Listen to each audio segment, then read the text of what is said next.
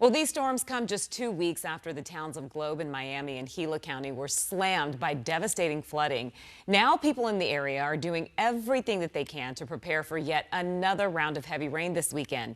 12 News journalist Chase Golightly is joining us live from Globe this evening. And Chase, what kind of preparations are being done today?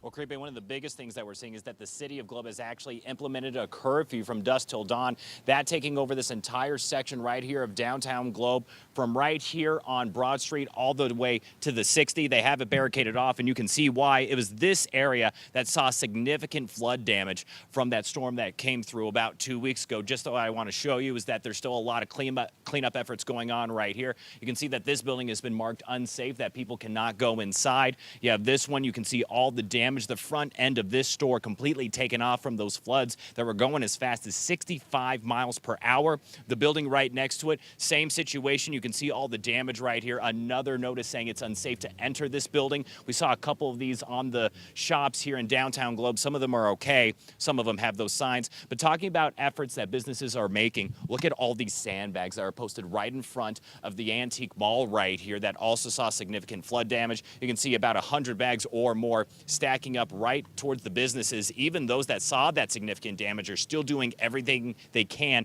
to protect the buildings and what remains. You're seeing these sandbags all throughout all the shops around here in downtown Globe. We were also seeing it in Miami. It's also several homes. That's one thing that we noticed as we were driving into town. Pretty much everywhere you look, whether it's a home or a business, they got these sandbags right here. The city of Globe has several stations where people can go and pick them up or fill them up themselves. So this is definitely a big step of trying to protect these businesses from that potential flood coming in.